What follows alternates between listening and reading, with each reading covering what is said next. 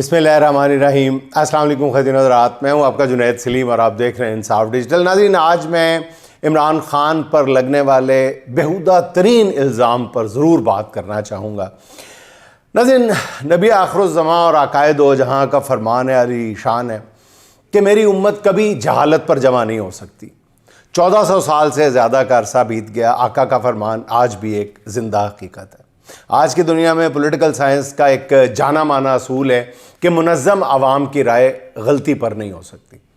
ناظرین، مگر کیا کریں کہ ہم ایک ایسے دور میں جی رہے ہیں جس میں بڑی ڈھٹائی کے ساتھ عقل کو جہل اور عوام کی منظم رائے کو فرسودہ اور کلٹ قرار دیا جا رہا ہے۔ بڑی ہی ڈھٹائی کے ساتھ جو بھی اٹھتا ہے وہ یہ بتانے کی کوشش کرتا ہے کہ اس ملک کے عوام ابھی شعور کی سطح تک پہنچے ہی نہیں ہیں۔ یہی بتایا جاتا ہے کہ جی ہمارے ہاں چند ایک نوزائیدہ مفکرین کے علاوہ پوری باقی کی جو قوم ہے وہ سوچنے سمجھنے کی صلاحیت کھو چکی ہے، پاگل ہے قوم۔ وہ مولیاں ہیں، گاجریں ہیں، ٹینڈے ہیں، پتہ نہیں کیا کیا ہے پوری قوم۔ اور یہ جو مفکرین ہیں، یہ دو چار جو ٹی وی کی سکرینز پہ قبضہ کیے بیٹھے ہیں، انہی کو اللہ تعالیٰ نے عقل سلیم عطا کی ہوئی ہے۔ جس کسی کو بھی یہ انکشاف ہوتا ہے کہ وہ قوم کی نیا پار لگانے کے لیے دنیا میں بھیجا گیا ہے، وہ اٹھتے بیٹھتے عوامی شعور کا مذاق اڑانے لگتا ہے۔ ان دنوں ایسے ہی نام نہاد مفکرین نے شعور کا ایک جھکڑ چلا رکھا ہے۔ ان سب کی عقل سلیم اس نتیجے پر پہنچی ہے کہ جی جیل میں بیٹھے ایک شخص نے قوم کے ذہنوں پر قبضہ کر لیا اور وہ کلٹ بن گیا ہوا ہے۔ وہ دن کو رات کہہ دے تو لوگ گواہی دینے لگتے ہیں کہ انہیں سورج نہیں چاند ستارے نظر آ رہے ہیں۔ اس بات کو تو چھوڑیں کہ عمران خان کے بارے میں ایسا کیوں کہا جاتا ہے، وہ تو خیر ناظرین ایک مظلوم ہے جسے جیل کی کال کوٹھڑی میں پھینک دیا گیا ہے اور اس کے سارے بنیادی حقوق تک سلب کر لیے گئے ہیں بہت برے طریقے سے۔ بوگس مقدمات میں اسے مجموعی طور پر میرا خیال ہے 70-80 سال کی سزائیں سنا دی گئی ہیں۔ وہ قید تنہائی میں ہیں، مگر جیل کا چکر لگا کر آنے والے یہ بھی بتانے کی کوشش کرتے ہیں، جن میں علماء دین بھی شامل ہیں، کہ اس قیدی پر عیش و عشرت کا ہر دروازہ کھلا ہے اور دیسی مرغی، دیسی گھی اور پتہ نہیں کیا کیا کہتے ہیں۔ اسے بطور وزیر اعظم جو میسر نہیں تھا وہ بھی قیدی کی حیثیت میں اس کو مل رہا ہے۔ چلیں ناظرین، اس مسئلے کو تو چھوڑیں، اپنے موضوع پر آتے ہیں۔ جگادری یہ بتا رہے ہیں کہ اس قیدی نے پوری قوم سے سوچنے سمجھنے کی صلاحیت چھین لی ہے۔ ناظرین، اصل میں وہ یہ کہنا چاہتے ہیں کہ عوام کی مت ماری گئی ہے۔ یہ کوڑ مغز انسان نہیں ہے، یہ دولے شاہ کے چوہے ہیں، یہ بھیڑ بکریاں ہیں، یہ عوام نہیں ہے، یہ عقل سے آری اور سدھائے ہوئے جانور ہیں، سبزیاں ہیں جیسے میں نے عرض کیا۔ نئے نئے رابروں کا خیال ہے کہ یہ نظر تو انسان آتے ہیں مگر انہوں نے اپنی سوچ گروی رکھ چھوڑی ہے۔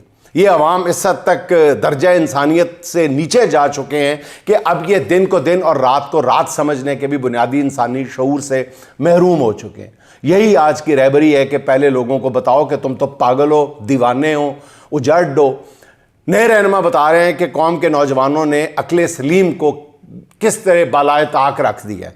یہ چند لوگ ہمیں بتا رہے ہیں کہ پوری قوم کے نوجوانوں کی عقل جو ہے وہ جواب دے چکی ہے۔ بتایا جا رہا ہے پوری قوم کو کہ جو یہ مصنوعی ذہانت کے دور میں دنیا کے ذہین ترین افراد کا مقابلہ کر رہے ہیں جو نوجوان، وہ نوجوان اصل میں پاگل ہیں۔ وہ نوجوان اس قابل بھی نہیں ہے کہ اپنے لیے بہتر لیڈر کا انتخاب کر سکیں۔ ان کو بتایا جا رہا ہے کہ نہیں، جس لیڈر کی طرف تم دیکھ رہے ہو وہ لیڈر تمہارا نہیں ہے، تمہیں اس نے تمہاری عقل کو سلب کر رکھا ہے۔ کن نوجوانوں کو تانا دیا جا رہا ہے ناظرین؟ دنیا کے جو بہترین تعلیمی اداروں سے تعلیم یافتہ لوگ ہیں، جو وہاں پہ زیر تعلیم لوگ ہیں، ان کو یہ تانا دیا جا رہا ہے کہ تمہاری عقل گھاس چرنے گئی ہوئی ہے۔ لیکن یہ آج کی حقیقت ہے کہ کچھ لوگ جنہیں سربلندی کی تمنا تنگ کیے جا رہی ہے نا، وہ آدمی کا شعور کچل کر ان کے سروں پر پاؤں رکھ کر اونچا ہونا چاہتے ہیں۔ وہ جن لوگوں کی رہنمائی کرنا چاہتے ہیں انہی کو بتا رہے ہیں کہ تم تو پاگل ہو، تمہاری سوچ تو گھٹ گیا ہے، تمہیں ذہنی علاج کی ضرورت ہے۔ یہ کوئی کلٹ کہتا ہے، کوئی پتہ نہیں کیا کہتا ہے، کوئی انہیں بھٹکے ہوئے قرار دیتا ہے، کوئی کہتا ہے کہ تمہارے ذہنوں پر قبضہ ہو چکا ہے، عقل کرو، اٹھو۔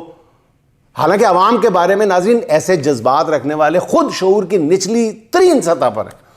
انہیں بتانا چاہیے کہ یہ کلٹ نہیں ہے، یہ جمہور ہے۔ جمہور کسی بھی مہذب معاشرے میں اس کو عزت اور توقیر کی نظر سے دیکھا جاتا ہے۔ جمہوری عوام جب عوام کی رائے کسی بات پر اتفاق کر لے تو اس کو نعمت خداوندی سمجھا جاتا ہے۔ ہم کہتے ہیں یہ کلٹ ہے، اور یہ کلٹ نہیں ہے بابا، یہ جمہور ہے، جمہور جس کی عزت اور توقیر لازم ہے ہر ایک پہ۔ ایک نقطے پر متفق عوام جو ہے وہ آدمی کے جو شعور ہے وہ اس کا فقدان نہیں ہوتا، یہ نکارہ خدا ہوتا ہے۔ اس ملک کے لوگ کوئی بھٹکا ہوا گروہ نہیں ہے، یہ خلق خدا ہے جو کمزور صحیح مگر ایک بہادر کی راہ میں آنکھیں بچھائے ہوئے ہیں. یہ لفظوں کے ہیر پھیر سے کھوٹے کو کھرا ماننے کو تیار نہیں ہے یہ خلق خدا. یہ تو کھرے کو بھی بڑی مشکل سے کھرا مانتی تھی. ان کی توہین کر کے لیڈری کی خواہش رکھنے والا خود جاہل مطلق ہے، سیدھی ذہنی اپاہج ہے وہ بندہ. قوم کو شعور کا سبق دینے والے کو خود کسی مستند ماہر نفسیات کی ضرورت ہے. اور رہبری کے یہ جو نئے نئے خواہش مند اگر واقعی کچھ کرنا چاہتے ہیں نا تو لوٹے ہوئے مینڈیٹ پر بات کریں. اسی خلق خدا کی جو آواز تھی نکارہ خدا پہ جس نے ڈاکہ ڈالا ہے نا اس پر بات کریں. بے دست و پا عدلیہ کی بحالی کے ایجنڈے پر کام کرنے کی کوشش کریں. موروثیت میں لتھڑی ہوئی جماعتوں کے خلاف علم بغاوت بلند کریں. قیادت کا شوق اگر چین نہیں لینے دیتا نا تو حکمرانوں کے احتساب کے لیے آواز بلند کریں. جیسے پہلے ہی جیل کی کال کوٹڑی میں پابند سلاسل رکھا ہوا ہے، اس پر نفرت کے تیر چلانا کون سی بہادری ہے، کون سی عقل مندی ہے. اللہ تعالیٰ ہمارے حال پر رحم فرمائے. ناظرین دوسری بات یہ ہے کہ یہ جو مقبولیت ہوتی ہے نا کسی بھی شخص ہو یا تنظیم کی ہو یا کسی کا، یہ کسی بھی ٹھیک ہے اس میں آزمائش بھی آتی ہے، وہ غلط راستے پہ بھی چل سکتی ہے، میں یہ کہتا ہوں. لیکن ناظرین مقبول جو لیڈر ہوتا ہے نا یہ کسی بھی قوم کے لیے بہت بڑی نعمت ہوا کرتا ہے. آپ کبھی غور فرمائیں ناظرین، پتہ نہیں میں شاید زیادہ جذباتی ہو رہا ہوں. ناظرین آج تک اس قوم کا المیہ یہ رہا ہے کہ وہ کسی ایک مقبول ترین لیڈر کی مقبولیت پر اکٹھے ہی نہیں ہو سکے. دیکھیں مقبول لیڈر کون تھا ہمارے پاس؟ قائد اعظم محمد علی جناح. قائد اعظم آج آپ اپنے دلوں پہ ہاتھ رکھ کے پوری ایمانداری کے ساتھ بتائیں کہ آج ہماری عوام قائد اعظم سے کتنی محبت کرتی ہے. قائد اعظم کے افکار تو ہم بھول ہی گئے ہیں نا، قائد اعظم کی محبت بھی ہم نے دلوں سے نکال دی ہے. قائد اعظم کی تصویر سرکاری دفتروں میں ضرور ہم نے آویزاں کی ہوئی ہے، اور قائد اعظم سے محبت نہیں ہم کرتے. ہم قائد اعظم کی جس جگہ پہ تصویر چھپی ہوتی ہے جن نوٹوں پہ ان سے محبت کرتے ہیں. قائد اعظم سے محبت کی ہوتی تو آج قوم کا یہ حال نہ ہوتا. تو اگر نوجوان اور قوم کسی سے محبت کرنے لگی ہے تو اس کو نعمت سمجھا جائے، اس کو تانے نہ دیے جائیں کہ یہ تو کلٹ بن گیا، یہ رات کو دن کہہ دیتا ہے تو لوگ دن مان لیتے ہیں، دن کو رات کہتے ہیں تو لوگ تارے تلاش کرنے لگتے ہیں. ایسا نہیں ہے، یہ قوم پاگل نہیں ہے، یہ نوجوان پاگل نہیں ہے، یہی بتانا مقصود ہے. آپ درس نہ دیں اس قوم کو اور اس قوم کے نوجوانوں کو. بہت شعور رکھتے ہیں آج کے نوجوان، جو ہے ہم سے 10 گنا زیادہ شعور رکھتے ہیں. عجیب بات ہے، مطلب دھڑا دھڑ بیان داغے جا رہے ہیں، دھڑا دھڑ بیان اور یہ تو کہا نہیں جا سکتا نا، یہ تو ان کو بھی پتہ ہے کہ سب کو پتہ ہے مخالفین کو کہ یار مقبول تے وہ ہے، مقبول ہے تو مقبولیت مان لو، خدا دا واسطہ جو مان لو اس گل نو. یہ پوری قوم ہی پاگل ہے، پوری قوم ہی ریوڑ بنی ہوئی ہے ان کے لیے. عجیب بات ہے ویسے. اچھا ناظرین، محمود خان اچکزئی نے باقاعدہ طور پر اپوزیشن لیڈر بننے پر، سیاسی طور پر آگے بڑھنے کا جو فارمولہ دیا ہے وہ بڑا زبردست ہے. محمود اچکزئی کا کہنا یہ ہے کہ آئین کی بالادستی آگے بڑھنے کی پہلی شرط ہے. اس کے بعد قومی حکومت بنائے اور 4 مہینے میں ایک اچھا الیکشن کمیشن، نئے انتخابات کرائے. موجودہ حکومت مستعفی ہو جائے، پھر جو جیت جائے وہ زندہ باد. طاقت کا سرچشمہ منتخب پارلیمنٹ. محمود اچکزئی کہتے ہیں کہ پالیسیاں منتخب پارلیمنٹ سے نکالی جائیں گی. قدرتی وسائل پر مقامی لوگوں کا حق ہوگا. لوگوں کی زبان اور کلچر کا احترام کیا جائے گا. سب جماعتیں ان نکات پر متفق ہو جائیں تو پھر عمران خان سے میں خود دستخط کرا کر لاؤں گا. میرے خیال میں آگے بڑھنے کے لیے محمود اچکزئی فارمولہ ایک مشترکہ دستاویز بن سکتی ہیں.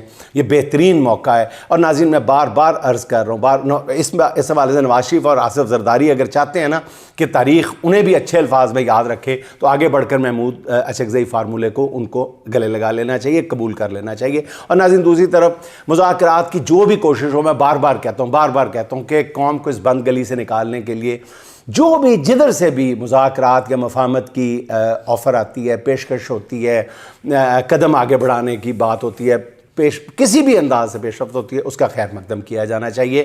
بالکل جیسے میں بار بار عرض کرتا ہوں، پی ٹی آئی کے بعد سابقین کی طرف سے طاقتور حلقوں کی طرف یہ کہا جا رہا ہے کہ جناب آپ کانفیڈنس بلڈنگ میئرز کے طور، سی بی ایمز کے طور پہ سب سے پہلے کوٹ لکھپت میں قید جو 5 رہنما ہیں ان کو رہا کیا جائے. جن خواتین کے خلاف کارروائیاں کی جا رہی ہیں پی ٹی آئی کی یا پی ٹی آئی سے متعلقہ خواتین، ان کے لیے کوئی نرمی پیدا کی جائے. عدالتوں کو انصاف فراہم کرنے دیا جائے ان کے بارے میں. تو وہ جو کوشش ہے، کاوش ہے، اس کا بھی احترام کیا جانا چاہیے، ان کو بھی موقع دیا. جہاں جہاں پہ مذاکرات اور مفاہمت کی بات کی جا رہی ہے، میرا خیال ہے کہ اس کو کھلی باہوں کے ساتھ اس کا استقبال کیا جانا چاہیے. ناظرین، یہ خاکسار ہر دوسرے روز اقتصادی اعداد و شمار پیش کر کے آپ کو بور بھی کرتا ہے اور یہ بتانے کی کوشش کرتا ہے کہ معاشی طور پر ملک کا پٹھا بیٹھ چکا ہے. یقین کریں یہی حقیقت ہے جس پر ایک کے بعد ایک گواہی آ رہی ہے. ممتاز صنعت کار اور سابق نگران وفاقی وزیر احسن تنویر صاحب کا کہنا یہ ہے کہ ایک انڈسٹری لگانے میں 3 نسلیں لگ جاتی ہیں. وہ کہتے ہیں کہ ریئل اسٹیٹ سیکٹر جو ہے مکمل طور پر برباد ہو چکا ہے، جس سے 40 انڈسٹریز چلتی ہیں جن میں سیمنٹ، گلاس، اسٹیل وغیرہ شامل ہیں. وہ کہتے ہیں کہ آج ہماری کاسٹ آف ڈوئنگ بزنس بہت زیادہ ہو چکی ہے. وزیر اعظم سے گزارش ہے کہ جلدی فیصلے کریں. عرض کر رہا ہوں، ایس ایم تنویر کا یہ کہنا ہے وزیر اعظم جلدی فیصلے کریں. یہ کوئی مشورہ نہیں ہے، اسے وارننگ سمجھیں، کیونکہ ایس ایم تنویر کوئی عام آدمی نہیں ہے. ان کے پاس ملک کو ترقی کی راہ پر ڈالنے کا پورا ایک بلو پرنٹ موجود ہے، منصوبہ موجود ہے. ہمارے جیسے ملکوں میں ایسے لوگ کسی بھی وقت بہت اہمیت اختیار کر سکتے ہیں. فی الحال میرے تھوڑے کہے کو بہت جانے، اگے تو اڈے پاک وزیر اعظم صاحب. اچھا ناظرین، ممتاز صحافی نجم سیٹھی صاحب جو شریف فیملی کے بہت قریب سمجھے جاتے ہیں، وہ جو خبریں دے رہے ہیں اور اپنے تجزیے میں جس طرح کے اشارے کنائے اور طنز کر رہے ہیں، اس سے بھی لگتا ہے کہ حکومت کے لیے آگے ست خیرہ نہیں ہے. سیٹھی صاحب کہتے ہیں کہ جی بہت سے ایشوز میں شہباز شریف بڑے صاحب اور بڑے بھائی دونوں سے پوچھتے ہیں، ادھر پوچھتے ہیں ادھر بتاتے ہیں. مثلا اگر بڑے صاحب نے کہا کہ ایسے کرو تو بڑے بھائی سے پوچھ لیتے ہیں کہ بڑے صاحب یہ کہہ رہے ہیں اب کرنا ہی پڑے گا. اگر بڑا بھائی کہہ دے کہ ایسی لمے تے پیجانے ہیں، ان کا کیا پتا کہ آج ہمارے ساتھ ہوں کل نہ ہوں، تو ہم بھی اپنے لیے کوئی تھوڑی سی سپیس بنائیں. شہباز شریف بڑے بھائی کی سن کر پھر بڑے صاحب کو فون کر کے کہتے ہیں. تو نجم سیٹھی صاحب مزید کہتے ہیں آگے کہ اس وقت کوئی گروتھ نہیں ہو رہی، غربت بڑھ رہی ہے، غیر ملکی سرمایہ کاری آ نہیں رہی، ریئل ویجز گر رہی ہیں. ساری تنقید وہاں اشارہ کر کے وہ کہتے ہیں کہ جی وہاں جا رہی ہے، کیونکہ لوگ یہی کہتے ہیں کہ انہاں دی گورنمنٹ ہے. فارم 47 کی حکومت ہے. فارم 47 کس نے کرایا؟ جس سے وہ بڑے حساس ہو گئے ان چیزوں سے کہ سارا بوجھ ہم پر آ رہا ہے، حکومت اپنا بوجھ نہیں اٹھا رہی. لوگ کہتے ہیں کہ ہائیبریڈ رجیم ہے تو باس کون ہے؟ سیٹھی صاحب کہتے ہیں کہ ہم بھی حکومت کو یہی کہتے رہے ہیں. یہ باتیں ناظرین کوئی اور نہیں کر رہا، یہ نجم سیٹھی صاحب کہہ رہے ہیں. میں بار بار عرض کر رہا ہوں جنہیں شریف خاندان کا فیملی فرینڈ سمجھا جاتا ہے. آگے ناظرین آپ خود سمجھ جاؤ. اچھا ناظرین، نون لیگ کے سابق یا موجودہ رہنما ہمارے دوست ہیں، ملتان الیکٹرک کمپنی کے سابق چیئرمین خرم مشتاق صاحب، جو اپنے شعبے کے توانائی کے شعبے کے بہت ایکسپرٹ سمجھے جاتے ہیں، بڑی گہری نظر رکھتے ہیں وہ انرجی سیکٹر پہ. وہ ملک کے پاور سیکٹر کی جو تصویر کشی کر رہے ہیں وہ بہت ہی مایوس کن ہے. ان کا کہنا یہ ہے کہ بجلی کی فروخت میں کمی، لائن لاسز، بجلی چوری اور ناقص ریکوری کی وجہ سے 10 میں سے 6 ڈسکوز مسلسل خسارے میں ہیں. پاور کمپنیز کی موجودہ صورتحال انتہائی تشویشناک ہے. وہ کہتے ہیں کہ جی نظام کو چلانے کے لیے حکومت نے 1 کھرب روپے سے زیادہ کی سبسڈی دی ہے. صرف ڈسٹریبیوشن کمپنیوں کو 552 ارب روپے دیے گئے. اس کے باوجود زیادہ تر ادارے خسارے سے نہیں نکل سکے. خرم مشتاق مزید کہتے ہیں کہ اوور بلنگ کے ذریعے خسارہ کم کیا جاتا ہے، جس سے عام صارف کی جیب پر ڈاکہ ڈالا جاتا ہے. حکومت کے پاس لائن لاسز کو کنٹرول کرنے اور پاور کمپنیز کا خسارہ کم کرنے کے لیے کوئی پلان سرے سے موجود ہی نہیں ہے. جیسے جیسے خسارہ بڑھتا ہے تو حکومت بجلی کی قیمت بھی بڑھا دیتی ہے، جس کا نتیجہ یہ نکلا ہے کہ ملک میں صنعت اور انڈسٹری کا پہیہ چلانا ناممکن ہو چکا ہے. توانائی کے مہنگے ذرائع کی وجہ سے غیر ملکی کمپنیاں دھڑا دھڑ پاکستان چھوڑ رہی ہیں. جو ملٹی نیشنل کمپنیز ملک میں رہ گئی ہیں وہ ملک چھوڑنے کے لیے پر تول رہی ہیں. ناظرین پھر میں بتا دوں کہ یہ گواہی ایک ایسے شخص کی ہے جو معاملات پہ بہت گہری نظر رکھتا ہے. اچھا ناظرین، ہمارے ہاں بھی عجب چلن ہے. یہاں خود کو اٹھانے کے لیے دوسرے کو گرانا پڑتا ہے. حد تو یہ ہے کہ انسانی فلاح کے شعبوں کو بھی اپنی بے رحم خواہشوں کی تکمیل کے لیے بخشا نہیں جاتا. لاہور میں نواز شریف کے نام پر سرکاری فنڈ سے 100% سرکاری فنڈ سے ایک کینسر ہاسپٹل تعمیر ہو رہا ہے. اس ہاسپٹل کے نام کے علاوہ شاید ہی کسی کو اس ہسپتال کی تعمیر پر کوئی اعتراض ہو. کہ ہمارے ہاں جہاں ہر ہاسپٹل اوور کراؤڈڈ ہے، وہاں کینسر جیسے موذی مرض کے مہنگے علاج کے لیے کوئی سرکاری ہسپتال بننا میرا خیال ہے مریضوں کے لیے زندگی کی امید سے کم نہیں ہے. اچھا مگر جیسے جیسے نواز شریف کے نام پر بننے والے ہاسپٹل کی تعمیر تکمیل کے قریب پہنچ رہی ہے, شوکت خانم ہاسپٹل کے خلاف مہم میں بھی شدت لائی جا رہی ہے. یہ پتہ نہیں دانستہ ہے یا نادانستہ, میں کچھ نہیں کہہ سکتا. شاید کچھ لوگوں کا خیال یہ ہے کہ نواز شریف کے نام پر بننے والے سرکاری کینسر ہاسپٹل کا نام اسی صورت میں ہوگا جب شوکت خانم ہاسپٹل کو بدنام کیا جا سکے گا. عجیب بات ہے. شوکت خانم ہاسپٹل کے خلاف ہرزہ سرائی کے لیے کچھ بچے جمہوریہ جو ہیں وہ میدان میں آ چکے ہیں. آنے والے دنوں میں شوکت خانم ہاسپٹل کے خلاف دوبارہ مہم میں تیزی لائی جائے گی. ناظرین مگر جس ادارے کے ساتھ ہزاروں بے نوا مریضوں کی, لاکھوں مریضوں کی کہنا چاہیے, اس کے دعائیں ہوں ان کی, اس کے خلاف مہم جوئی کرنے والے میرا خیال اپنی دنیا کے ساتھ ساتھ آخرت بھی خراب کرنے کے سوا اور کچھ نہیں کر رہے. ناظرین آخر میں آغر ندیم سحر کے چند اشعار.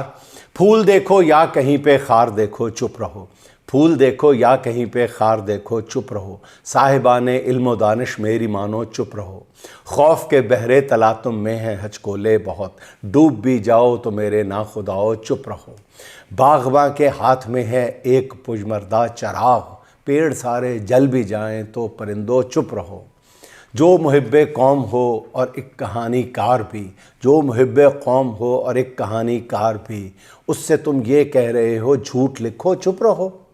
حکم ہے مجھ کو فقیہ شہر کا آغر ندیم, ظلم سہ کر بھی نہ اپنے ہونٹ کھولو چپ رہو, ظلم سہ کر بھی نہ اپنے ہونٹ کھولو چپ رہو. ناظرین خوش رہیں, خوش رکھیں. آپ سے ملاقات ہوگی انشاءاللہ اگلے ولاگ میں. اللہ حافظ.